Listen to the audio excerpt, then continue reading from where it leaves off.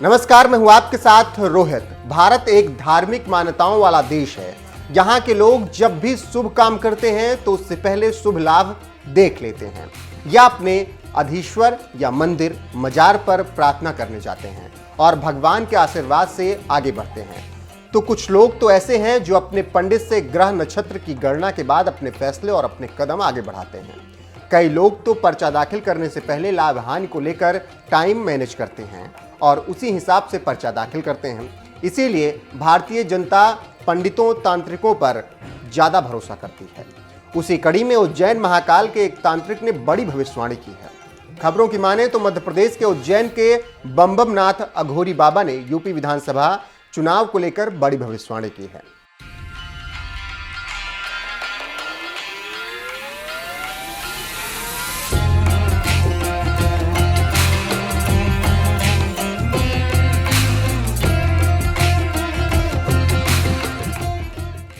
बम नाथ अघोरी बाबा ने विस्तार से यूपी विधानसभा चुनाव पर बात की है और बताया है कि किस पार्टी को जीत मिलेगी और कौन मुख्यमंत्री बनेगा। उज्जैन के बम नाथ अघोरी बाबा की माने तो उत्तर प्रदेश के विधानसभा चुनाव में बीजेपी की जीत होगी। यूपी की जनता योगी आदित्यनाथ की सरकार को फिर से मौका देगी। योगी आदित्यनाथ दोबारा यूपी के मुख्यमंत्री बनेंगे। जानकारी देते चलें कि बम नाथ अघोरी बाबा कई साल से उज्जैन में शमशान घाट पर तांत्रिक क्रियाएं कर रहे हैं। इलाके में उनकी बहुत मान्यता है। बड़ी संख्या में लोग बम नाथ अघोरी बाबा का आशीर्वाद लेने के लिए आते जाते हैं। बम नाथ अघोरी बाबा के मुताबिक उनकी मुलाकात सिंहस्थ 2016 में योगी आदित्यनाथ से हुई थी। तब से लेकर आज तक वो सीएम योगी से नहीं मिल पाए हैं, लेकिन गुरु भाई और एक ही संप्रदाय के होने के नाते वो लगातार सीएम योगी आदित्यनाथ के लिए तंत्र पूजा कर रहे हैं। बम नाथ अघोरी बाबा नियमित रूप से भगवान महाकाल की भस्म आरती में शामिल होते हैं। अभी कोरोना वायरस संकट के चलते भस्म आरती में शामिल होने के लिए श्रद्धालुओं पर रोक है और इसी वजह से बम नाथ अघोरी बाबा भस्म आरती में हिस्सा नहीं ले पा रहे हैं।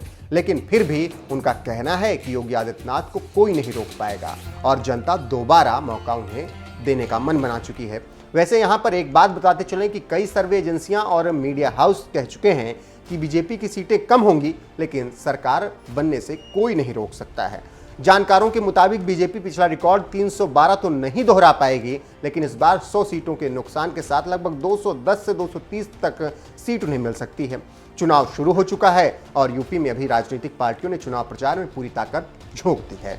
यूपी विधानसभा चुनाव में बीजेपी और समाजवादी पार्टी की टक्कर लगातार मानी जा रही है। वहीं बीएसपी और कांग्रेस भी वोटर्स को अपने पाले में लाने की कोशिश कर रही हैं, लेकिन सभी भविष्यवाणियां और सर्वे जनता के सामने धरे के धरे रह जाते हैं। जब रिजल्ट आता है तो चीजें बदली हुई भी नजर आती है। अब देखना होगा कि अघोरी बाबा की भविष्यवाणी सही होती है या जनता की बात। ये दोनों बातें 10 मार्च तक चलेंगी और 10 मार्च को सभी चीजें साफ हो जाएंगी, क्योंकि नतीजे उसी दिन आएंगे।